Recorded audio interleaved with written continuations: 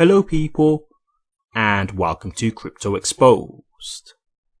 Okay guys, got a post here for you and I thought I'd share it because I found this really interesting, and it's a post there someone has actually done a poll, and it's a poll where it's Solana versus Cardano versus Hedera versus Ethereum, and we have the results right here. There was 914 votes in total.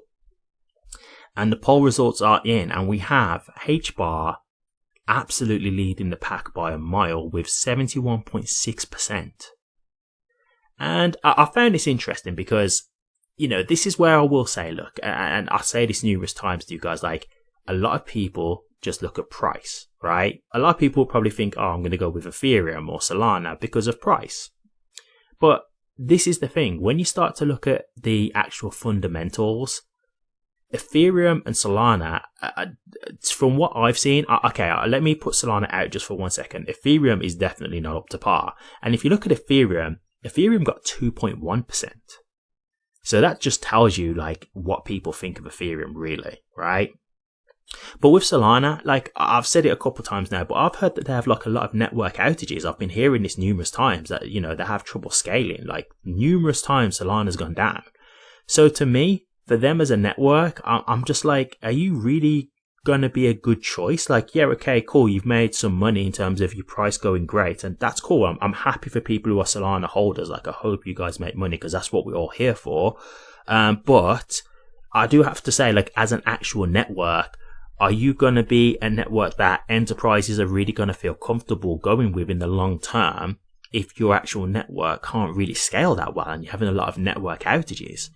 You know, because I've heard up until like about a month or so ago that there was having an outage. So, like, you know, this is like recent. It's not like, you know, this has been a problem and they've managed to get it resolved. From what I'm hearing, it's still an ongoing issue. So, you know, like, when I think about it from that perspective, I think this is really telling. So I'll just give you the rest of the results. So we have HBAR winning by a mile with 71.6%. We then have Cardano in at 14.3%. Solana at 12% and Ethereum at 2.1%. Now, one thing I will just say here, just as I accept this, just things that I'll, you know, we have to take into account.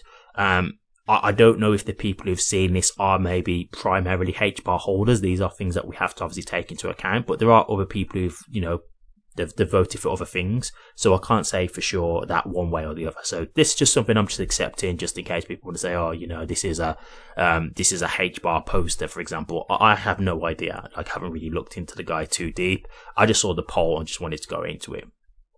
But this to me just shows you that when people are only thinking about what's got like the most developers, or, you know, like what's got the highest price, it's not the biggest indicator of what people are actually thinking as an actual attraction for a network, right? Like, if you think from an institution perspective, right?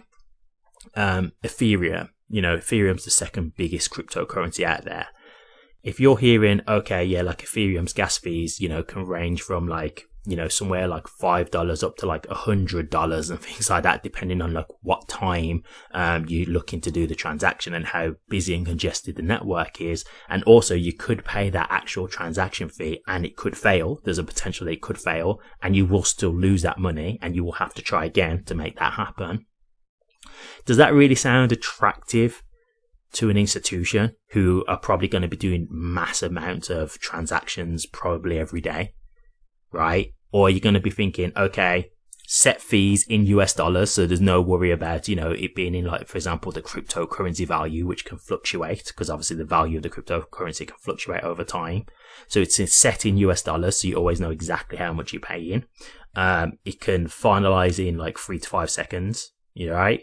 There's no issues with congestion or anything like that. It's absolutely fine, can scale great. What sounds more appealing? This is what I'm saying?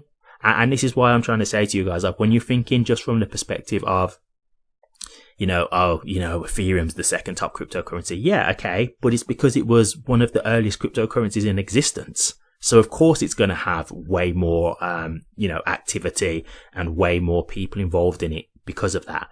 But we all know, like, to me, I'll be honest with you, in my opinion, I'm not saying that Ethereum's just going to go extinct. I don't know that for sure. It could be a fact that just because it's been here from the beginning, that it will always have like a place here. But eventually, I do not think Ethereum will be, the second top cryptocurrency. I just don't see that long term because they have too many issues. And like I said, just for the things that I've just stated before, what people are going to want to stick with that? And I'm someone who's personally used Ethereum. And as someone who's like, I've got nothing against Ethereum as a cryptocurrency. I'll be honest with you, I think the founders have been a bit dirty in terms of how they played with the SEC. I think they did pay to play. But putting that aside and just going with it as an actual cryptocurrency, I've utilized the Ethereum network. Now, in terms of the smart contracts, yeah, the smart contracts feature is great. But you've got other networks that can do that feature now. And it's much easier because it's cheaper and it's faster, right? Like, I remember when I was using Ethereum in the midst of a bull market, and I remember literally having to wake up at certain times to try and do transactions just so it would be cheaper because the transactions were so outrageous. I was having to be careful with like the time of when I was utilizing the network, because I was doing a lot of activity in the bull market. I was really heavily involved in crypto. So I was like making a lot of transactions and sometimes for quite high amounts of money. So, well, that's relative to the person, but for me, it was high amounts of money. But, yeah, like I just, to me, I just can't see Ethereum having a long-term future. I just don't see it. Like I don't see it in terms of like it being like number two. I think eventually, once people say like, yes, there's faster networks out there, there's cheaper networks out there, there's better networks out there, eventually people are going to flock over. And we've seen that with HBAR already. I've shown you like numerous times. I've shown you about 3 or 4 companies now that have migrated from Ethereum over to HBAR. I've shown you that. So, that's provably true. And I think that will just continue to happen over time.